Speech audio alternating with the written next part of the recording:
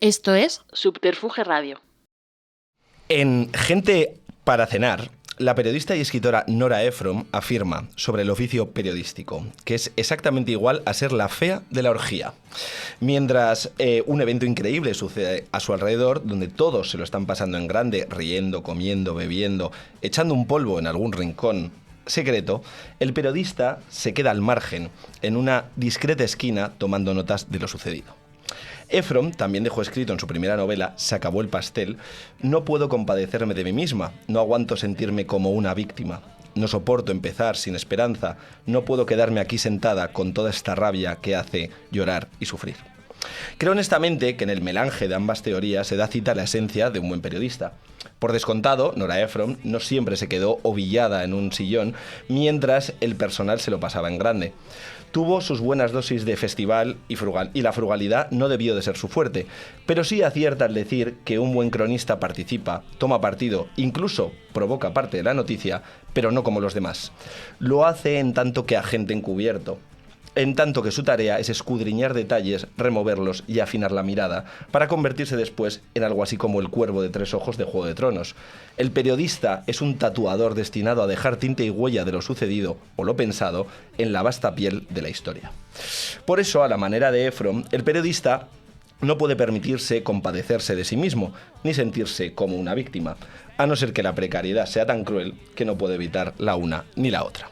Y de eso vamos a hablar en este episodio de Palabras en Vena, el podcast de Subterfuge Radio para vosotros, yonkis de las palabras. De ser la fea de la orgía, pero ser invitado a ella, de las responsabilidades de lo narrado y de la temperatura un tanto febril de este viejo oficio de la literatura de la realidad.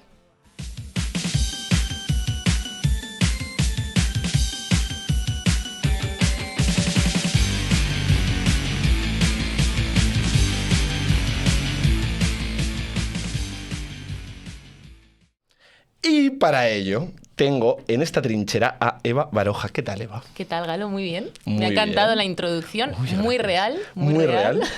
Ahora empezaremos. Como tú sabes. Daremos caña con ella nada más Vale. empezar. Bueno, Eva es periodista y comunicadora en el diario El País y por las mañanas tiene su contrapunto en la Radio Nacional de España de lunes a jueves. También fue columnista en Infolibre y dirige el podcast Todo lo que pasará. ¿Alguna cosa más que añadir? Seguro que me dejo cosas porque tienes una trayectoria bastante larga a pesar de Pues tu me juventud. meto en todos los embolados que puedo. Muy bien. Bueno, pasé por La Sexta, pasé por Onda Cero en su día.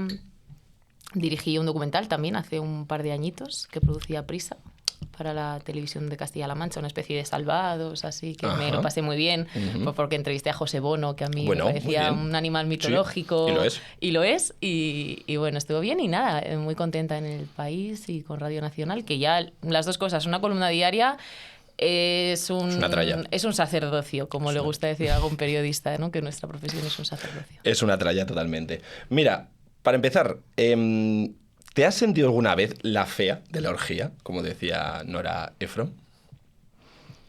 Puede ser, puede ser. Ahora justo estoy leyendo un libro de Rodolfo Serrano, que es uno de los periodistas míticos del País de toda la vida, Sí. de estos que fundaron el periódico, que a mí me gusta mucho aprender de ellos y escucharles, y se llama Un oficio de fracasados, Ajá. hablando del periodismo y teorizando sobre el periodismo, ¿no? Entonces, sí, puede ser, puede ser. Siempre quieres pertenecer a ese mundo, pero no acabas de pertenecer.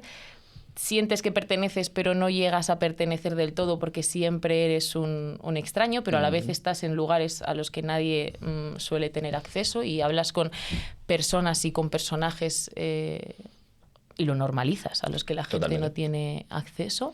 Entonces, puede ser. La verdad que igual, en mi caso, no tanto a lo mejor, pero sí que creo que hay un punto de eso en la profesión. O sea, la tú te verdad. consideras protagonista de la orgía. No sé si protagonista, pero guapa. Guapa. O sea, no la fea, ¿no? Como Hay decía Nora Ephron. una chica normal. A mí Bien. me gusta estar en la normalidad. Yo abogo mucho por ser normal, que creo que en estos tiempos... Es verdad que es una profesión difícil. extraña, ¿no? Porque justo lo que tú dices, estás aparte, eres un poquito, no te voy a decir el patito feo, pero eres el tercero en discordia, no se sabe muy bien. Bueno, sí, la gente sabe qué pintas ahí, pero no perteneces al grupo, pero estás, ¿no? Es lo que decía. Vale, serás la fea de la orgía, como decía Nora Ephron, pero estás en la orgía, que es Sí. algo que la mayor parte de las personas no está. Conoces, te mueves, olfateas el perfume de determinadas personas que la mayor parte de la gente solo conoce de forma indirecta. Y también haces una cosa, que no sé tú, pero viajas, vas a determinados sitios, a determinados entornos, te voy a decir VIPs, pero te voy a decir exclusivos, pero claro, no perteneces a eso, no tienes el poder pecuniario que tiene esa gente, pero sin embargo estás ahí. Entonces es como una pero disociación. Quizás tampoco queremos pertenecer. No, desde luego, desde luego. Yo me acuerdo de un reportaje que hice sobre un club privado de bodegas centenarias y más ricas del mundo. Ajá, se llama Primum del Familiae mundo. Vini, del mundo. Entonces eran 7 familias centenarias de bodegueros centenarios, que son los que más producen y los que más beneficios tienen de todo del mundo del vino, de todo el mundo. Pues Paul Roger, Sí. España solo estaba Vega Sicilia. Que no está Y mal. hacían un encuentro anual, cada año hacen un encuentro anual en una de esas bodegas. Entonces a mí me tocó ir a hacer un reportaje a la reunión anual que hacían en España ese año, ¿no? Que era en las bodegas de Vega Sicilia, que no se pueden visitar, nunca puedes entrar. Y claro, era muy fuerte porque era una convención que ellos hacían para que las familias se conociesen, para que sus hijos, para que sus descendientes uniesen lazos con el resto de bodegueros, el portugués, el francés, el inglés, Suena de lo más masónico. el español, sí. Y para que veas el nivel de lujo y el nivel de exclusividad que tenía aquel evento, los hermanos Roca fueron a cocinarles exclusivamente en medio de las viñas a ellos durante todo el fin de semana. Trasladaron todas sus cocinas de Cataluña allí a Valladolid. Entonces, claro, yo estaba allí y era un poco como asistir a un capítulo de Juego de Tronos, pero en medio de unos viñedos, ¿no? Y era muy interesante, pero claro, tú no perteneces a ese mundo y ni quieres pertenecer. Claro, no quieres pertenecer, pero hay cierto atractivo, cierto morbo en el oropel, ¿no? Y en ese glamour, que aunque no te pertenezca, ni te va a pertenecer, además, porque encima si estás hablando de una cosa hereditaria y familiar, o perteneces, o seguramente ahí haya un sesgo bastante nacionalsocialista con respecto a la sangre, que no quiero aumentar, pero claro, no perteneces, pero estás, y algo de morbo da. Y eso es un tema, por ejemplo, en el periodismo cultural, eso Claro. se critica mucho, ¿no? Si eres periodista cultural, puedes ser amigo de los artistas de turno, los actores de turno, los músicos de turno. Eres periodista cultural, pero a la vez eres escritor también, entonces te mueves en el entorno literario. Yo ahora estoy escribiendo una novela también, es que me han pedido. Así que sí, está ahí el tema. Yo es que creo mucho en la honestidad. Entonces, a mí me enfada mucho cuando los periodistas dicen, no, yo no voto porque compromete mi trabajo. Sí, mi integridad. Eso es mi integridad, ¿verdad? Lo han dicho varios presentadores de televisión y yo no estoy de acuerdo. Una cosa es tu vida personal y otra tu profesión y tu profesionalidad. Entonces tú puedes votar como persona lo que quieras, pero luego lo que tienes que hacer es ser honesto. Yo puedo tener a nivel personal las relaciones que yo considere, pero luego a la hora de enfrentar mi trabajo, de hacer una crónica, de hacer un reportaje, de hacer una entrevista, tengo que ser lo más honesta posible y cumplir con los estándares éticos que rige mi profesión. Y además, importante, para mí es imprescindible muchas veces el término de separar obra de artista, ¿no? Y yo lo defiendo, quiero decir. Yo también. Yo puedo leer a Luis Ferdinand Céline, que era un nazi, un aliado del régimen de Vichy absoluto, pero luego, pues yo qué sé, Viaje al fin de la noche me parece una novela emocionante y como tantos otros, ¿no? Entonces creo que sí que es importante. Lo vimos recientemente con las disculpas de Rosalía por Sí, decir sí, que le gustaba a sí. Picasso, que a mí yo creo que lo que hay detrás de eso es una obsesión por la disculpa Puta pública. gilipollez. O sea, De esto habla muchísimo Ian Buruma, el ensayista, que tiene un libro y un artículo interesantísimo que se llama La ética protestante y el espíritu de lo woke. Que tiene mucho sentido. Él explica cómo las sociedades contemporáneas nos hemos centrado excesivamente en la disculpa pública y hemos dejado de lado o hemos perdido el foco y hemos desatendido los problemas estructurales que realmente generan esa desigualdad.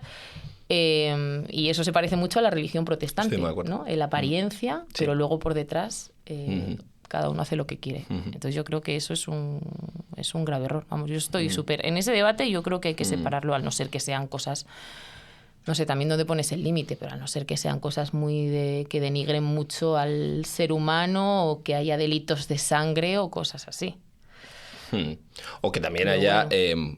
Una promoción en la obra de Sí, esos pensamientos, sí, ¿no? De esas sí, ideas. Una cosa sí. ya es la representación y otra cosa es el hacer rédito y pretender vender eso. Sí, exacto.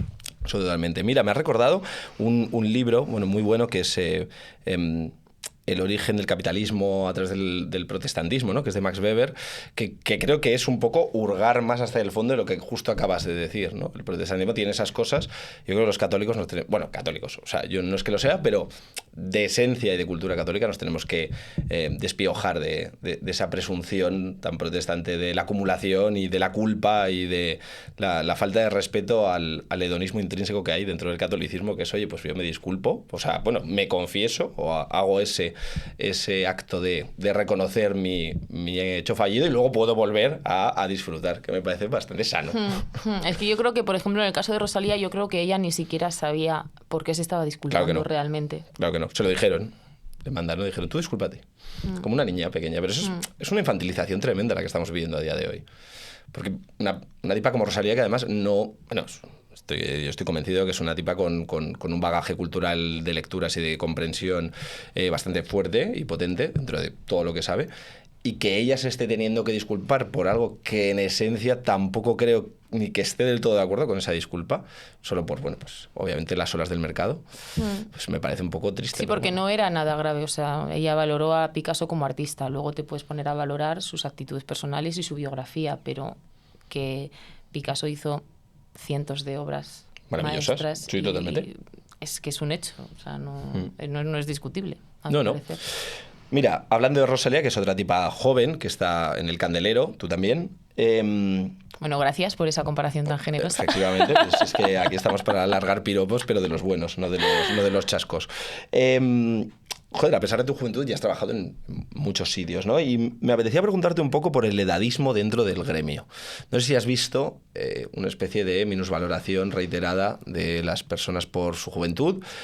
Y ya no te digo, y luego puedes entrar después en eso, por su género. O sea, yo daba por sentado que ahora ya porque seas una tipa no te van a tener que poner el dedo acusador o minusvalorarte.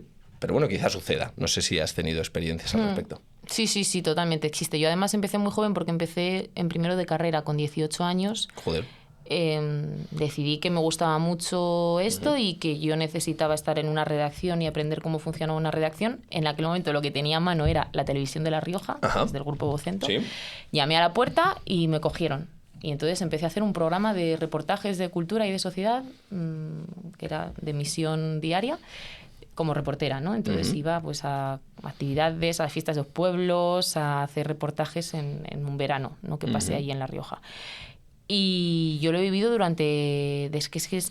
podría decir desde entonces, o sea, edadismo y luego también una doble vara de medir. Mucho en cuanto a la ambición. O sea, la ambición no se juzga igual si eres hombre o si eres mujer. Me interesa saber, desarrolla un poco. Mi percepción, y es algo que yo he hablado con otras muchas mujeres y mujeres que no te podrías imaginar, o sea, grandes directivas, expresidentas de comunidades autónomas, jefas de gabinete, presentadoras, en posiciones periodistas, de poder. O sea, mujeres a las que les ha ido muy bien y que tienen puestos de bastante relevancia. Y todas me hablan de esa doble vara de medir en cuanto a la ambición. A las mujeres les penaliza cuando ellas manifiestan ese entusiasmo y esa ambición. Y sin embargo a los hombres no, en los hombres es visto como una actitud positiva. Sin embargo, cuando la mujer expresa esa ambición y esas ganas de poder y ese deseo de crecer, siempre se ve con suspicacia. Yo llegué al país con 25 años y estaba entrevistando a Mario Vargas Llosa en su casa. Sí, lo vi, lo de la biblioteca, ¿no? Además. Sí, con el formato de las bibliotecas, en la biblioteca de etcétera. Y despertó, bueno, pero ¿por qué le ha dado Mario Vargas Llosa a esta chiquita, 25 años, que acaba de llegar, una entrevista, ¿no? Entonces existe, esa doble vara de medir existe, y luego que es que no es algo que me inventé yo, sino que hay un montón de estudios, por ejemplo, uno reciente de la consultora McKinsey, es la mujer en el mundo del trabajo, habla de que somos el doble de veces interrumpidas que los hombres. Habla de todo este tema de la doble vara de medir en cuanto a la ambición. También habla de que somos más juzgadas por nuestro físico y por nuestra psicología emocional, o sea, que estos son datos, ¿no? Y eso al final penaliza en las carreras profesionales y supone un perjuicio. Pero no solo por parte de los hombres, o sea, que machismo yo lo he vivido. Transversal. Y yo he tenido jefas que eran más machistas que muchos jefes. O jefes que de repente por esto de querer hacer cosas, ¿no? Y de tener entusiasmo, que eso en las empresas, o al menos yo lo he vivido en la empresa privada, se penaliza bastante. Te meten en un despacho y te dicen... bueno, no sé si lo puedo decir. Estoy buscando una forma de decirlo que no sea tan así. Bueno, te comparan con otras mujeres muy poderosas. Vale. Y me llegaron una vez a comparar con la reina Leticia y me dijeron, no, si Leticia quería ser reina y lo consiguió. Y yo dije, y tú tranquila, que tú vas a conseguir todo lo que te propongas. Y yo, pero bueno, en plan, ¿esto qué es? Así que sí, pasa eso. Y es una pena y no sé cómo se puede revertir. Bueno, Verónica Fumanal, la consultora política, siempre lo ha denunciado mucho, todo este tema de la doble vara de medir en cuanto a la ambición, y otras muchas mujeres, y yo creo que hay que decirlo, que está bien. Creo que quizás sea también un machismo heredado todavía. Los puestos de poder muchas veces están dominados por personas que vienen de un mundo que todavía no entendía el feminismo como algo necesario, y quizá nuestra generación, bueno, no lo sé, quizá a lo mejor la nuestra precisamente, es entre millennial y Z, esté bastante bien educada, o por lo menos tenga el oremos un poquito mejor orientado, porque claro, estoy pensando ahora en las nuevas generaciones que cada vez se fascistoidean más, pero a mí me da la sensación de que, bueno, que la idea de que una tipa... Ya no te voy a decir empoderada, que me parece un término que está muy manido, sino una tipa que tiene ambición, como puede tenerlo cualquier tío. Es una cosa que, vamos, que yo creo que cualquiera debería aceptarlo, ¿no? Todo el mundo tiene ambición. Que las empresas no consideren eso, que sea un activo. Claro. Bueno, las empresas, sí, las personas que están a la frente. Pero al final aquí esto lo decía muy bien Aimar este fin de semana también en la Contra del País. Él decía, yo es que me he salido de ese mundo de los egos y de las envidias. Yo también me he salido. O sea, yo soy del club de Aimar total. Luego te lo sacaré, por cierto. Porque al final... Y yo creo que esto tiene un gran efecto pernicioso en nuestra profesión. Lo que provoca es que los periodistas estemos más preocupados por nuestra silla y por nuestro asiento que por los problemas y por denunciar lo que pasa fuera. Y por lo que está pasando fuera y por hacerlo bien. Porque estamos preocupados de que el otro no nos pise, al final porque es un sector precario, en crisis, en descomposición, que está cambiando, que se está transformando, y eso genera mucha incertidumbre y mucho nerviosismo.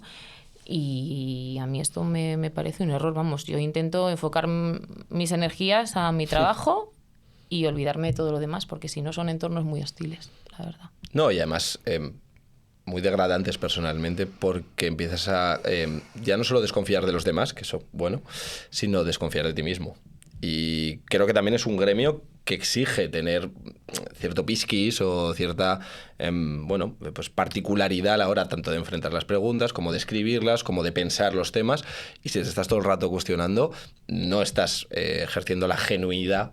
¿Tú lo has vivido esto también? Yo sí, claro que sí. Y las envidias y los malos rollos, y que te hablen por detrás de decir, pues este ha dicho que no sé qué, que un tío de 20 y pico palos que hace aquí, y además encima mide 1,91 m y tiene pelo. Pues, es verdad que el edadismo también nos afecta mucho a los hombres, sin duda. No, o sea, eso es total. Algo transversal. Y a nosotros, y lo siento, y aquí me van a caer hostias por un tubo, pero tener pelo también me parece ser una jodienda.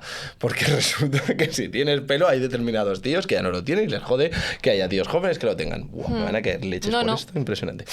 Pero me parece una forma de ejemplificarlo que es bastante acertada. Entendamos que es un poco metafórico, ¿eh? No estemos las cosas... Por supuesto, una de las cosas que yo más aborrezco es la literalidad. Tomarse las cosas al pie de la letra, jamás. Aquí nada es literal, chicos, no os preocupéis. Eso es. A no ser que, claro, pues hablamos una noticia concreta, que sí que hayas ido a investigarlo y tengas que expresar pues la mayor verdad posible, ¿no? Y a mí eso me gusta mucho de tus columnas. Ah, sí, de que, bueno, son juguetonas. Son juguetonas, un poco cabronas. Pero bueno, me gusta ser juguetón. Es que me parece que falta juego. Me parece que hay que ser un poquito ocioso. Ocioso en el sentido de cuando escribes, ¿no? En el sentido de cómo educamos a las personas con la gamificación y todo eso que se está dando ahora, que me parece un poco perverso porque estamos convirtiendo a las personas en perros de Pavlov, ¿no? A través de muchos canales. Pero bueno, mira... insistiendo un poco en todo esto, Sara Barquinero, que acaba de sacar este libro que es el de la chica más lista que conozco, además... No lo he leído todo. Yo he leído partes, bueno, esta tipa, y no porque sea maña y porque sea de la tierra. Me cae muy bien la gente de Zaragoza. Muy bien dicho. Eva Amaral, vamos. Tema Logroño también. hay una unidad atávica en todo esto. Pues, bueno, me gusta el concepto de lo que habla, ¿no? Y entiendo que sabes cuál es más o menos la sinopsis de la obra, ¿no? Pues esa chica que llega a la universidad y pues un profesor, pues digamos, abusar de su posición de poder para seducirla, y no sé hasta qué punto pues también hay un debate sobre si el otro está haciendo bien porque está abusando de su posición de poder de cara a seducir a una chica que a lo mejor no quiere estar ahí, simplemente está... es un poco comer las flores también, es un está poco, muy relacionado con un poco el sí, policía. pero bueno, sí, pero comer las flores yo creo que es como más la agresión dentro de la pareja, De la ¿no? pareja, y aquí más la Eso es. posición de poder en un entorno Eso es. académico profesional. Eso es. Te meto en un jardín, pero en los entornos culturales donde has estado, ¿has visto algo parecido también?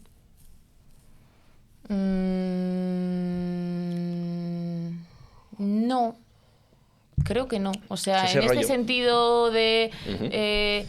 alguien que aprovecha su posición de poder para Ajá. ligar. Eso es, o por ejemplo para sí. No. No tanto. O sea, no tanto. Vale. Como yo ser testigo, Ujú. no tanto. Ujú. Sí, porque bueno, Sara hablaba más que de su experiencia directa, además del anecdotario popular, ¿no? De que rodea. No sé si eso rodea, por ejemplo, Pero en sí, redacciones, en tal. yo solo sí que lo he escuchado en la universidad. Yo en concreto Sí, en la universidad yo también, sí. Yo no, en mi universidad en concreto, también era la Universidad de Navarra, entonces yo eso no lo viví, no lo vi, y es verdad. Y en ese caso en la universidad, al ser también una universidad privada, teníamos mucho trato con los profesores y teníamos una relación bastante cercana, y yo eso no lo he visto. Es verdad que sí que se comenta que en el ámbito universitario sucede. Y en las redacciones, sí, ahí sí que lo he visto. Ahí sí que lo he visto, sí. Pues nada. Sí, no tanto en el ámbito cultural. A ver, en el ámbito cultural, pues obviamente... No, las redacciones también están bien que lo los digas. artistas, pues bueno, pues Claro, obviamente, pero es parte del... utilizan su carisma. su carisma, ¿no? Para ligar, pero, quiero decir, como No, lo no, utiliza pero eso, todo el oye, mundo. Pero es sí que capital en las de atractivo sexual. redacciones, cuando hay una posición de poder... Es que en la redacción hay una posición Hay de poder. mucho poder. En el mundo cultural, periodista, mundo cultural, yo no la veo. Ujú. Ahora, hemos conocido muchísimos casos de violencias, de abusos Ujú. dentro del propio mundo cultural. Yo Sí. no he sido testigo, más allá de rumores, habladurías que te llegan tal, que no nadie ha publicado porque no se pueden contrastar. Pero sí pasa, obviamente pasa, pero por lo que hablábamos antes, de que no está equilibrado. A mí me gusta mucho una frase de otra zaragozana ilustre, que es Paula Ortiz, la Sí, directora de la cine. directora, sí, sí. Y ella dice, cuando las mujeres lleguen al centro del poder, los casos de violencia sexual se reducirán un montón. Porque no se podrá jugar con ese poder, sino que estará todo mucho más equilibrado. Si las mujeres realmente son las productoras del 50% o del 60% de las películas, pues no habrá el productor que juegue con esta actriz, tal, el otro, ¿sabes? Estos casos de obras de teatro que hemos conocido también recientemente, en el que había un productor, un director de teatro que utilizaba esa posición de poder para cometer ciertos abusos, ¿no? Con las trabajadoras o con las actrices que tenían, las actrices que tenían en el elenco. Si es de una mujer, posiblemente se redujesen los casos. Esto lo dice Paula y a mí me parece que es una visión interesante. No, yo estoy de acuerdo, pero de forma mínimamente velada. Y te voy a decir por qué. Porque me parece que de primera sí pasaría, pero luego en el momento... Yo esto lo relaciono mucho con las posiciones de poder y con lo que a mí me parece que es esa especie de condición sátrapa de las personas que alcanzan un estatus y que terminan abusando inevitablemente de su estatus. Y eso me parece que sí que es transversal a los hombres y las mujeres. Obviamente, las mujeres habiendo estado sometidas durante siglos, muchísimo menos, por esa deferencia y esa herencia, pero me parece que tiene que ver con algo sistémico. Claro, en este caso Paula habla de la violencia sexual, Claro. pero es que nos centramos mucho en la violencia sexual y es lo que tú dices, hay otros muchos tipos Eso de os digo, violencia. claro. El moving o el acoso laboral es un tipo de violencia muy heavy también y que puede tener consecuencias devastadoras a nivel psicológico, a nivel personal y a todos los niveles. Y eso sí que tiene que ver, es transversal al género y tiene que ver con lo que tú dices de las posiciones de poder. Y no da igual que seas mujer o que seas hombre claro. o que seas lo que seas. Yo es que estoy, patentemente en contra de victimización de la feminidad. Quiero decir, una tía puede ser igual de hija de puta que un tío y me parece que tiene que ser así. O sea, quiero decir, eso es la igualdad. Y pretender lo contrario, pues me parece que es contraproducente para para cualquier lucha feminista o para cualquier mujer en realidad. Yo sí creo que no hay un liderazgo femenino. Siempre se habla mucho de hay un liderazgo femenino más empático y tal. Va con la persona. Efectivamente, O sea, eso es. Tenemos casos como el de Margaret Thatcher, tenemos casos como el de Angela Merkel, que siempre se les decía, un liderazgo más masculino y tal. Bueno, es que iba con la persona. Tú puedes ser un hombre que sea muy empático. Totalmente.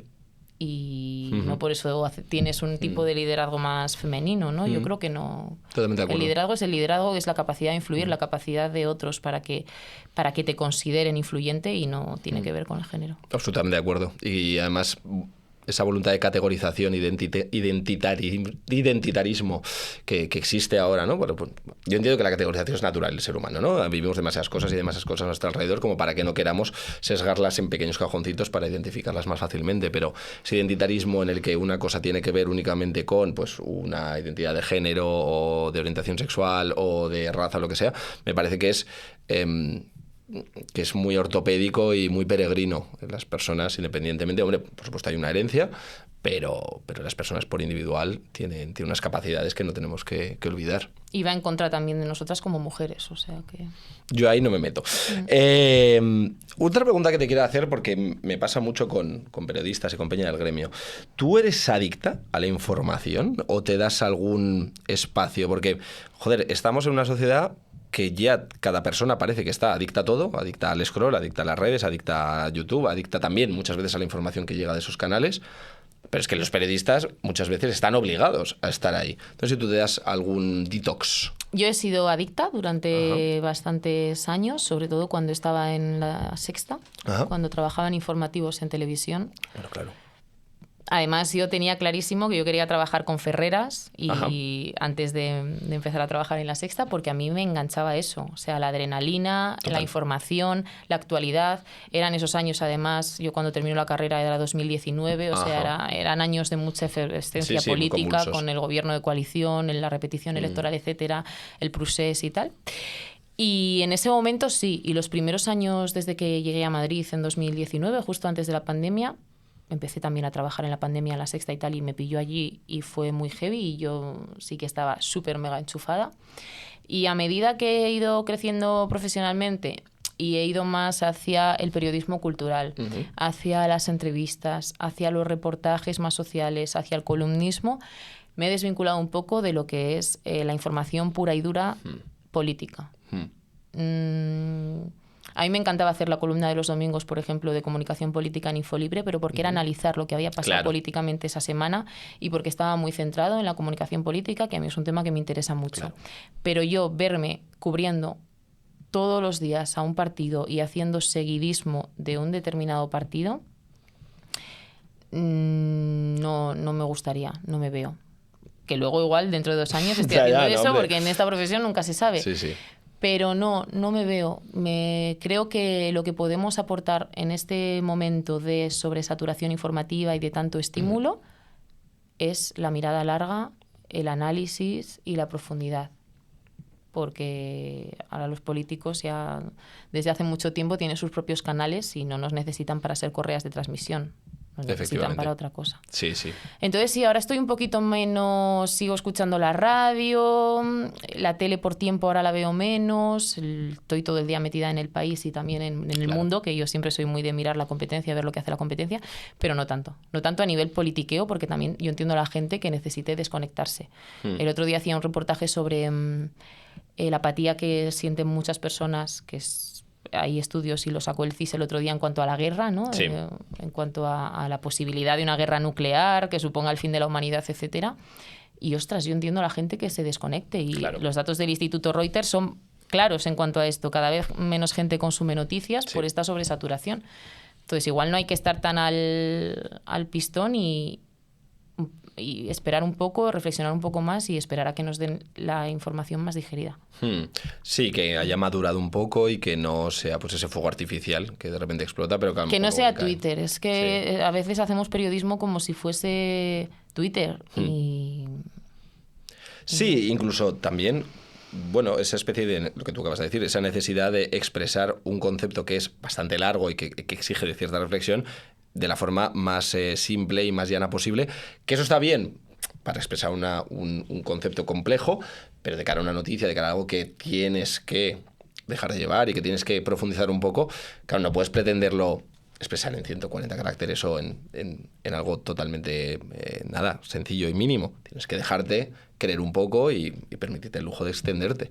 Y para eso necesitas tiempo también. Quizá ahora mismo la medida más importante no solo sea el dinero, bueno, siempre ha sido el tiempo que nos dedicamos tanto a lo que nos rodea como a nosotros mismos. Y esto lo dice el director del País, Jean Martínez Arens. A él le importa más, no tanto cuánta gente se meta en una noticia, sino el tiempo de calidad que pasa alguien en esa noticia. Cuánto baja en ese reportaje, en esa entrevista, en esa noticia. Y para eso hace falta estilo también a la hora de escribir. Para eso hace falta algo más allá de simplemente la noticia o el clickbait del titular. Bueno, es que el clickbait, ya estamos viendo estos meses, se lleva avisando desde hace mucho tiempo, va a desaparecer. Sí, ya no tiene sentido. Por la inteligencia artificial generativa en Google y en otros buscadores. O sea que... Bueno, sí, cada vez, eso lo hablaba aquí con dos periodistas, ¿no? Con Bruno Pardo, por ejemplo, de ABC, que es un puto encanto. Hablar de cómo la calidad a la hora de redactar la noticia, de cómo que la persona vaya a buscar el nombre, vaya a buscar esa firma de confianza porque sabe que lo que va a leer es bueno, independientemente de lo que le esté hablando. O sea, bueno, antes te he dicho Nora Ephron, joder, esta tía escribía sobre cómo alisarte el pelo o porque, ¿cómo era? Un título que era no me veo el cuello, algo que tenía que ver sobre la vejez, ¿no? O sea, pero lo hace de una forma tan genial, tan irónica, tan fantástica, que independientemente de lo que escriba, yo lo voy a leer. Sí. Yo voy a ir a eso, ¿no? Quizás ese sea el foco ya donde tenemos que dirigirnos, como sector periodístico. Y recuperar la confianza en los medios de comunicación tradicionales. Eso va a ser duro.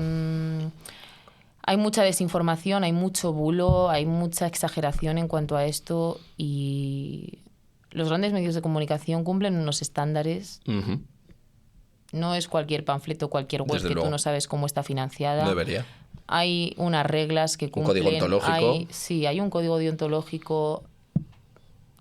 Se sabe cuál es la propiedad, se sabe cómo se financian y son bastante transparentes. Lo que hay gente que se fía más de lo que dice el primo o de una web que no sabe ni quién la financia, ni quién está detrás, ni quién forma parte de esa web o de ese medio de comunicación.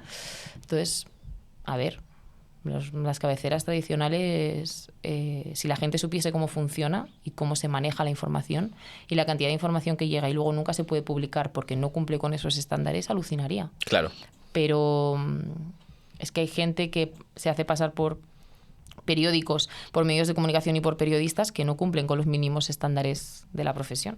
Entonces, hay que hacer pedagogía. Yo eso lo intento hacer mucho con la gente.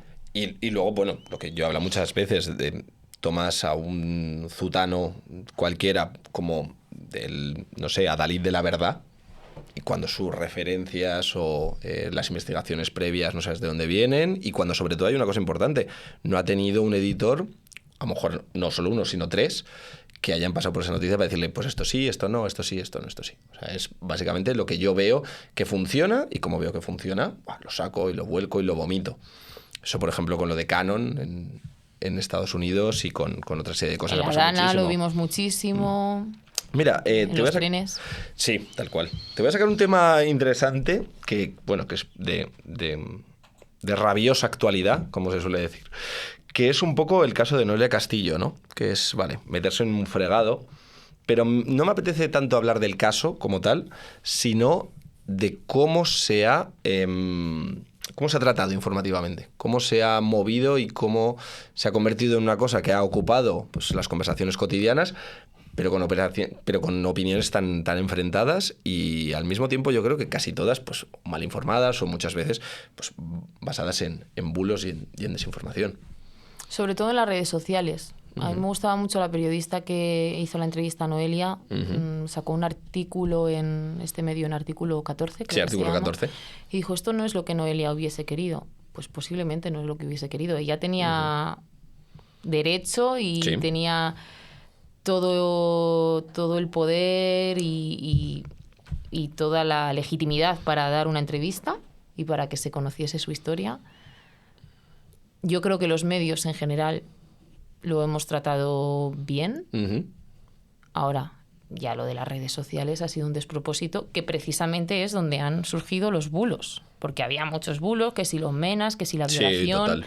Y éramos los propios medios. Y me acuerdo de una pieza en El País que sacamos un compañero sacó una noticia de los bulos del caso de Noelia. Claro.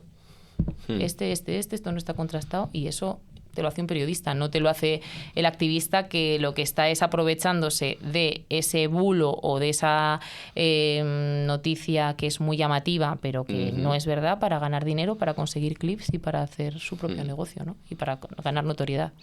Entonces, sí, yo creo que los medios lo hicimos bien. Ahora las redes sociales es donde se fue de madre. ¿Crees que todos los medios lo hicieron bien? Sí.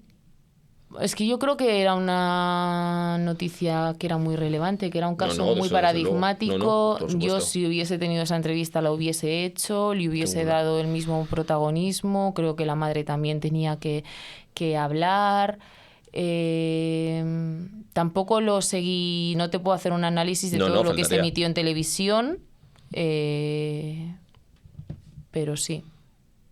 Sí, no creo que haya habido, más allá de lo que supone la televisión, que siempre tiene un punto más de entretenimiento, y eso es propio del lenguaje televisivo, tiene un poco más de entretenimiento. Eso en el caso de la televisión, pero en la radio, en los periódicos, yo creo que se trató bien. Sí, o sea, también poniendo las dos posiciones. Yo entiendo que existen posiciones adversas en todo esto. Derecho a decidir sobre tu propia vida, personas que opinan que el Estado no tendría que poder participar. Sí, a mí me parece bien que se hagan columnas y que se expresen las dos opiniones. Lo que no me parece bien es que en redes sociales, para legitimar esas opiniones, se difundan datos incorrectos y informaciones que no son reales, ¿no? Eso es. Sí, quizá el kit de la cuestión de todo esto sea ese, ¿no? O sea, no tanto si hay una opinión u otra que puede contrastar, si pueden debatirse, sino en qué se están basando esas opiniones y qué de todo eso es real y qué... La filtración de los vídeos de ella, no sé, fue un caso bastante turbio que ha pasado hace nada y que ya nadie habla de ello.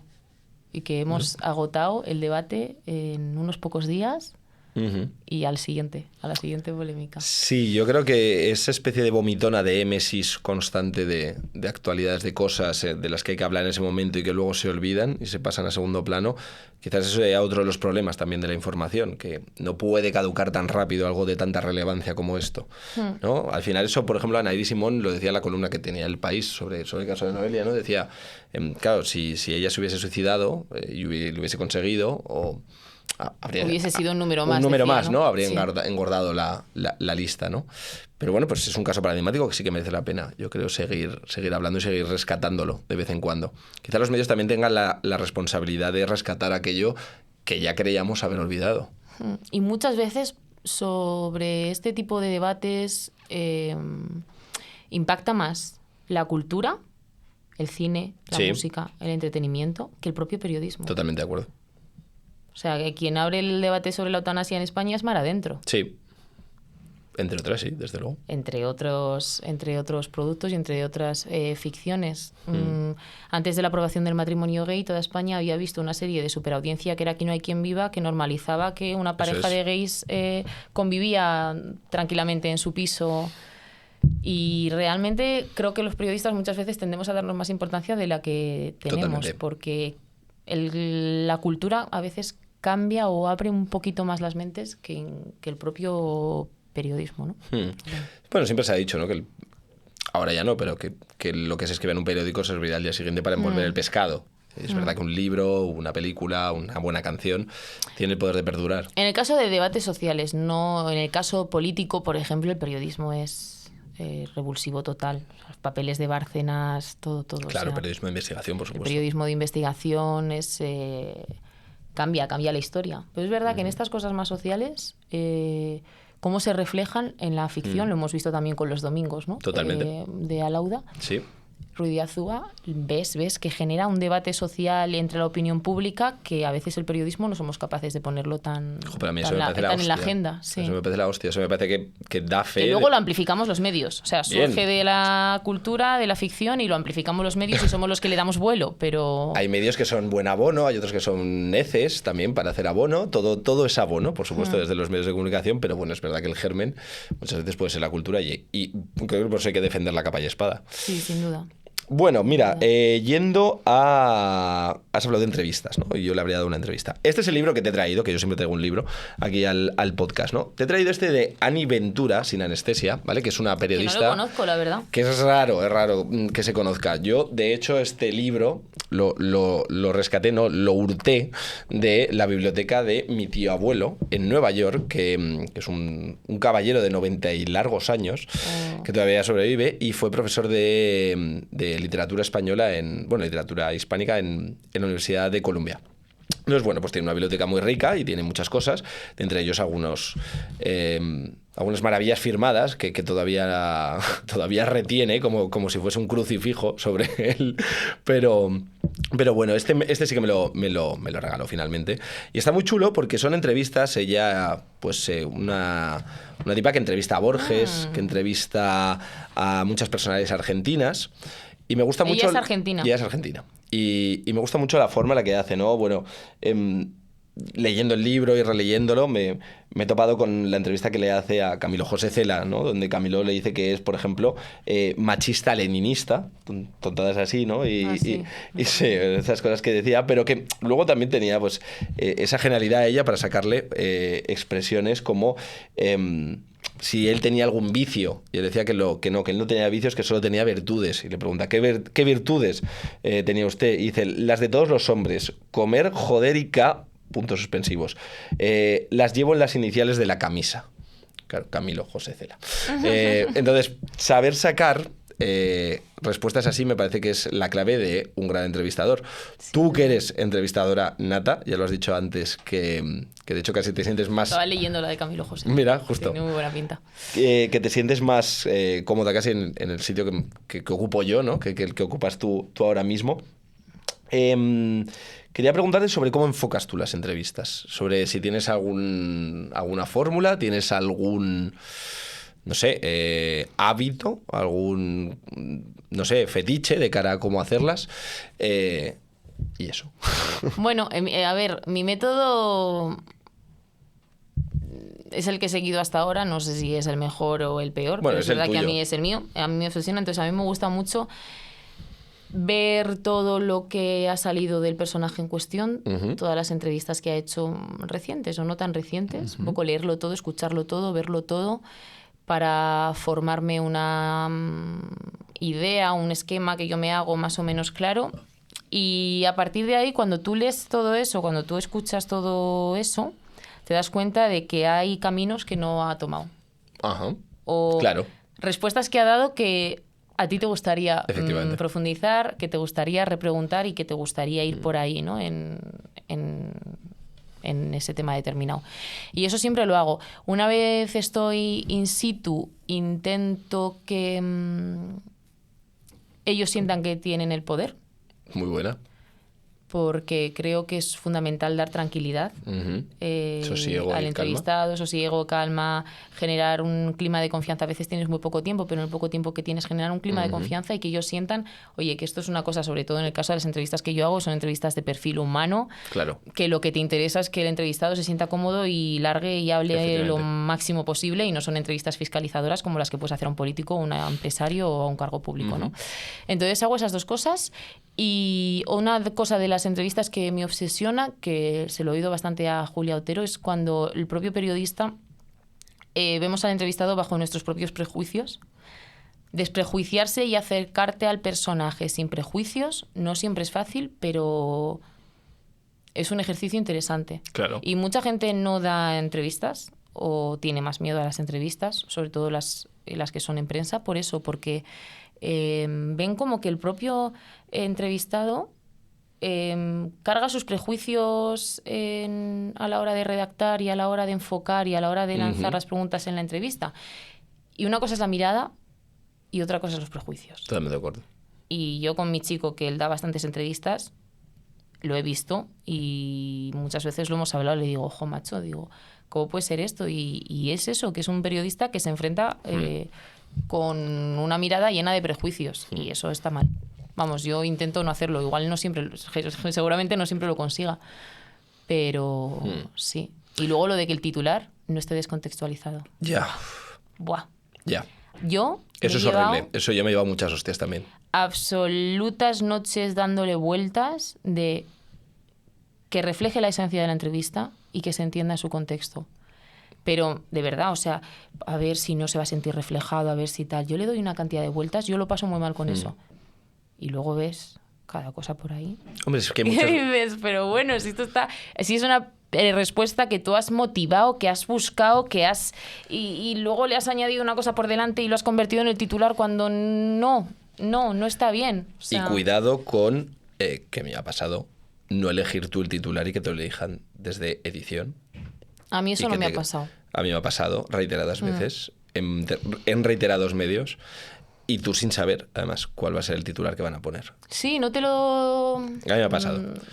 A mí no. Y obviamente, a posteriori, la bulla es gorda. Porque por parte del entrevistado que se ha ofrecido, que, joder, hacer una entrevista al final, sobre todo por parte de Es la un otra acto de persona, generosidad, es un acto de es un baile, generosidad, sí. exacto. Entonces, yo creo que el entrevistador tiene que tener la generosidad, no solo de también saber lo que va a preguntar, desprejuiciar la mirada, léete el puto libro si vas a entrevistar a una persona sobre un libro, o por lo menos ojéalo, que menos. Bueno, sé generoso con la persona que estás entrevistando. Yo, por eso, pues yo qué sé, intento tener un vigor activo en el consumo de cerveza o de algún otro licor para que parezca todo como más liviano, que muchas veces funciona, de hecho. Me parece bien eso, Muchas nunca veces lo había funciona, probado. claro, Lo voy a probar. muchas veces funciona, claro, porque parece que estás de cañas y no estás entrevistando a una persona que también es parte de la gracia y tú le debes el respeto a esa otra persona.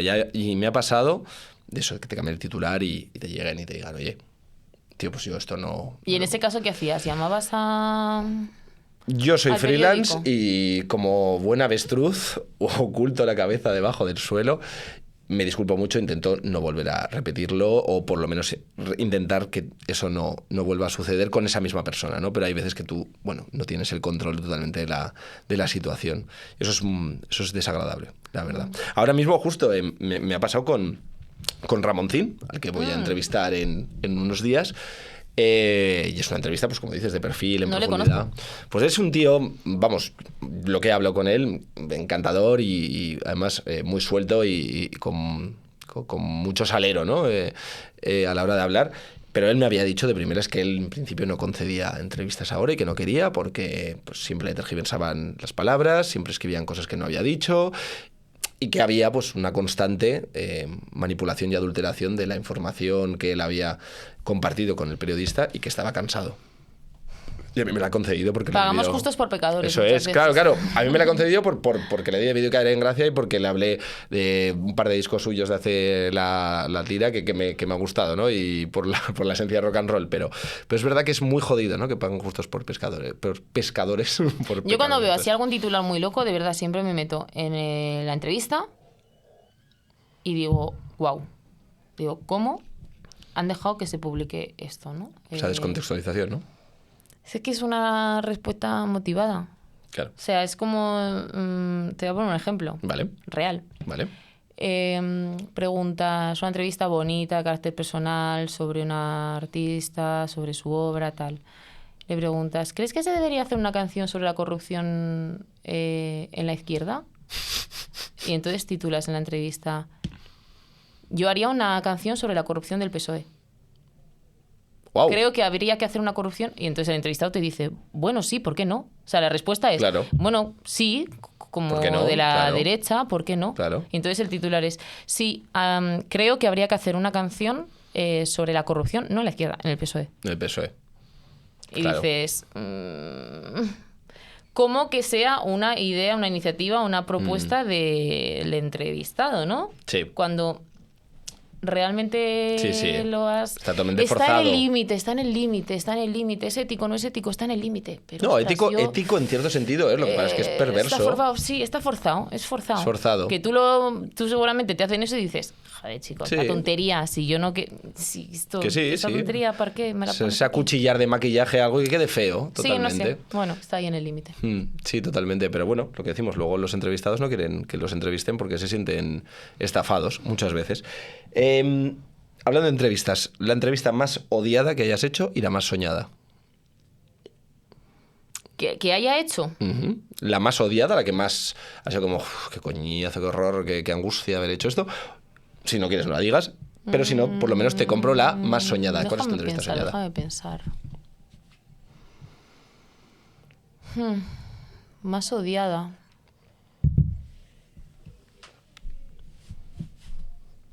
Estoy pensando. No te sabría decir, la verdad. Yo no estoy acostumbrada a hacer junkets. Casi nunca hago. Y es verdad que hace como 4 o 5 años me tocó hacer un junket porque me lo metieron así, yo no lo había entendido muy bien y yo pensaba que iba a ser una entrevista con otro entorno y tal. Y fue un junket a India Martínez. Vale. Y los junkets son una mierda. Claro, es que yo estoy acostumbrada. Quedas con el tipo en una cafetería, claro, sin tiempo, tranquilamente, sin nadie de prensa dando vueltas. Estoy muy mal acostumbrada porque es verdad que las entrevistas del periódico y de la Contra, etcétera, son así. Sin un jefe de prensa, o las que yo hago al menos, sin un jefe de prensa dando vueltas, sin un estilista, sin un manager y tal. Entonces yo me vi en una habitación de hotel intentando entrevistar a esta mujer con todo ese barullo alrededor, ¿no? Ruido, tal, poco tiempo, todo súper medido, y dije, me vuelvo a hacer un junket si puedo en mi vida. Y de momento, en el caso de las entrevistas que yo hago, no lo estoy haciendo. Entonces, esa es verdad que no estuve cómoda, vale, pero por el entorno. Por el formato, por el entorno. Por el formato. Vale. Pero me vale, está guay. Y la soñada, y me encantaría entrevistar a la reina Leticia. ¿Ah, sí? Yo creo que la reina Leticia tiene un entrevistón. Totalmente.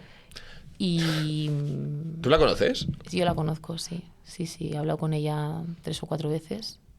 Y es una tía que ilumina cualquier espacio al que llega. O sea, ella va a un evento y lo dirige, tiene un don de gentes, tiene un halo, una luminosidad y una personalidad apabullante.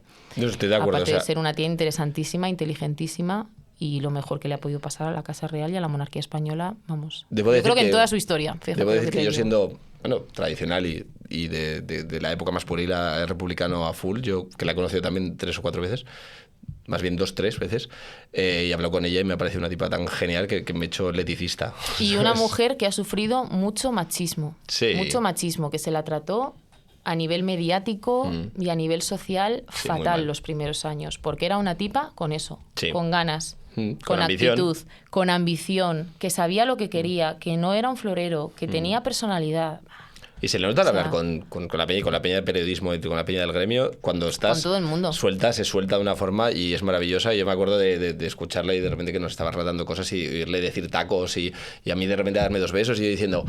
Tío, no me pega, o sea, no estoy entendiendo mucho este paradigma, ¿no? de la realeza, que yo lo entendía como algo de tener una vara metida por el orto y resulta que no, que para nada. Que no sé cuándo fue, creo que fue en el funeral de la Dana. Sí. Creo, tendría que mirarlo. El Twitter y todas las redes sociales y todo el mundo empezó a alabar mucho su humanidad, ¿no? Sí, total. Cómo se había comportado. Es que no sé si fue en el funeral de la Dana Yo creo que fue una de las otro. veces que acudió y habló con la peña, la gente como que estaba... No lo muy del barro, agresiva. sino era más un acto institucional con víctimas. Vale, entonces no me acuerdo, creo que era la Dana, pero no me acuerdo. Bueno, pues hubo como mucho hype de, joder, la reina, fíjate qué bien, cómo ha acompañado, sabe la palabra adecuada, sabe dónde tiene que estar, cómo tiene que tratar a la gente y tal. Y yo pensé, ostras, ¿pero no os acordáis del 11M? Que hizo exactamente lo mismo. Que tú ves las imágenes y cómo estaba, cómo trataba a la gente, o sea, la humanidad que desprendía en comparación con la del resto de la familia real. Y en ese momento nadie lo valoró, nadie lo supo ver, sino que le caían críticas por doquier, que si no era natural, que si no sé qué, o sea, cosas muy heavies. Al final es un poco la Lady Di española, viene del pueblo, quieras que no. Clasismo y machismo, que es lo peor que puede tener una sociedad. Bueno, pues ahora, hablando de cosas que no son en un sentido positivo, sino más bien en lo contrario, no para ti, sino para el resto, dame esa opinión impopular, anda, que te he pedido y que quería que trajeses. Pues mi opinión impopular, la gente que se justifica siempre por su niño herido. Wow, a ver. Hay mucha gente que cuando hace algo mal... ¿vale? Cuando se comporta de forma incorrecta, cuando se sobrepasa con alguien, cuando, yo qué sé, cuando miente, cuando se enfada innecesariamente o traiciona a algún amigo o algún conocido, siempre se justifica con su niño herido, ¿no? Es que yo, mi niño herido, Yo tuve un Tuve un trauma trauma de de pequeño, infancia. tuve un trauma en la infancia, entonces, claro, es que yo soy así, pero porque es que es una herencia de mi infancia, ¿no? Es como, no, perdona. O sea, tú lo que eres es un narcisista y una mala persona. No es que tu niño esté herido, supera lo del niño herido. O gente que, yo qué sé, ha sufrido una mala experiencia, un drama y se justifica todo el rato con eso. Bueno, en plan, eres adulto y no puedes justificarte toda la vida con el niño herido. Estoy convencido de ¿No? que hemos... ¿Sabes? Es que yo creo que... No, totalmente de acuerdo. Estoy convencido de que hemos convertido eso, Daniel Gigliotti, en un libro muy bueno que se llama La teoría de la víctima, creo, que dice que hemos convertido a la víctima en el héroe de nuestro tiempo. Y esa especie de capacidad de digerir, de tener tragaderas respecto a cualquier cosa porque alguien se dignifique a sí mismo como víctima, me parece insoportable. Es que, mira lo que te decía al principio de Nora Ephron, ¿no? Cuando dice... no puedo compadecerme de mí misma ni aguanto sentirme como una víctima. Quiero decir, yo creo que hemos perdido esa mentalidad de la víctima, ser víctima. Cuando lo eres de verdad, por supuesto, es algo que hay que luchar porque haya justicia. Sí. Pero no puedes venderte a ti misma como una víctima con el objetivo de obtener rédito y de obtener beneficio. Eso es lo que no puede ser. Y hay muchos artistas que se justifican en lo del niño herido. Tengo una herida y hombres y mujeres también. Sí, sí. Tengo una herida del abandono, tengo una herida de, yo qué sé, del rechazo, estas heridas que hay por ahí que a mí no me interesan nada. Y claro, no, yo es que me he portado así con esta tipa. Encima he sido malo por claro, esto. Claro, me he no. comportado así por esta relación porque es que tengo una herida del abandono en mi niño herido. Entonces, mi niño herido le pasa esto del abandono por esta experiencia que sufrió, entonces yo no puedo cambiar. Es que soy así por mi niño herido. Es como, ostras. Yo de las personas más narcisistas que conozco se han refugiado siempre en su niño herido. Y es como, a ver... Pues como dice mi madre, en mi casa cuecen habas y en la tuya calderadas. O sea, eso de frente. Sí. Y ya, para finiquitar... Vale. Un poco atropellado todo esto, pero bueno. Cuéntame esta anécdota. Venga, ya y rematamos este maravilloso episodio que se ha quedado corto, para variar. Pues anécdotas. Anécdota Tengo sobre muchas. Mundillo, ya sabes, literario, palabras, periodismo, Bueno. algo que te mole. Hombre, me has dicho que has conocido... Hablábamos antes de entrevistas. Eso es. Y una de las entrevistas que a mí me emocionó más o que me hizo más ilusión por lo que cuesta conseguirlas, que cuestan un tú huevo. lo sabes. Sí, contigo me suena además encima. Nunca, contigo, sí, conmigo ha pasado un poco, pero eso no se ve y hay un proceso muy heavy detrás. Y fue a Joaquín Sabina. Ah, mira, me encanta. En la pandemia. Wow. Claro, era un momento 2020, 2021, creo que fue a principios de 2021, o finales de 2020 cuando la hicimos. Diciembre de 2020 tendría que mirarlo, enero de 2021. Su pobre mujer, Jimena, estaba agobiadísima porque era la pandemia, ellos no salían de casa, claro. Él pues tiene sus enfermedades, etcétera, y no salían de casa y era como un momento muy complicado. Y tuvieron la generosidad de permitirme entrar a su casa. En Tirso de Molina, ¿no? En Tirso de Molina, entonces yo me acuerdo que hable Jimena, que es una mujer maravillosa, y sale con una bata de estas de un EPI. Es que no sé si llegaba a ser un EPI, pero bueno, una bata, un EPI, unos patucos, guantes, gorro y mascarilla. Madre mía. Claro. Pero estaba agobiadísima por si podíamos contagiarle a... Son encuentros en la tercera fase, ¿no? O sea, sí. O sea, era como muy así. Una mascarilla FP2 y tal. Me acuerdo mucho de verla un poco agobiada por eso, porque al final iba un cámara. Y claro, luego llegamos, que en un salón maravilloso y muy bonito, y él estaba sin mascarilla ni nada, ahí en su sofá, tomándose una copa de tequila. Muy bueno. Fumándose un piti, claro. Piti como siempre, y siempre me acuerdo, ¿no? Que me decía, Jimena, pero ponle algo a esta niña, Jime, ponle algo, ¿no? Porque se tome algo, ¿cómo no se va a tomar nada? Y yo decía todo el rato, pero acércate, hombre, un poco, ¿no? Y entonces era como esa, yo le vi en él ese... desprejuicio, esa tranquilidad, esa despreocupación de... Esa carretera también. Pero ¿por qué se va a alejar tan...? Pero claro. sí que nada tan importante. ¿Qué pandemia ni qué pandemia? O sea, ¿por qué está esta chiquilla en la otra punta del sofá? Acércate un poco, tal... Y me pareció de una naturalidad, de una generosidad, lo que hicieron en aquel momento que era tan complicado a nivel social, político, para todos, tan duro. Difícil. Y que me abriesen las puertas de su casa así. con ese riesgo de la que era una pandemia desconocida, con ese riesgo de contagio, y que se portasen así. Además, él se tomó 3 copazos de tequila para hacer honor al personaje durante la entrevista y me trataron maravillosamente. Ahora que ha terminado la gira, además, me han dicho amigos que está feliz de la vida y yo fui a 3 de los conciertos y ha sido una pasada. Y siempre me acuerdo con mucho cariño de gente que es generosa, que te abre las puertas de tu casa en un momento difícil y luego se comporta contigo como si fueseis conocidos de toda la vida, ¿no? Y con una naturalidad increíble. Y es que muchas veces, según mi experiencia, son más cercanos, son más humildes las grandes figuras, los grandes nombres de la cultura, de la música, del cine, etc. No tienen nada que demostrar. Me ha pasado con Serrat también, por ejemplo. Ah, mira. Que los nuevos artistas, de verdad. O sea, Fito Cabrales, me acuerdo cuando le entrevisté, terminó la entrevista y me vino a dar un abrazo. Oye, tía, gracias, que me ha encantado, qué a gusto me has hecho sentir, qué emocionante, qué todo.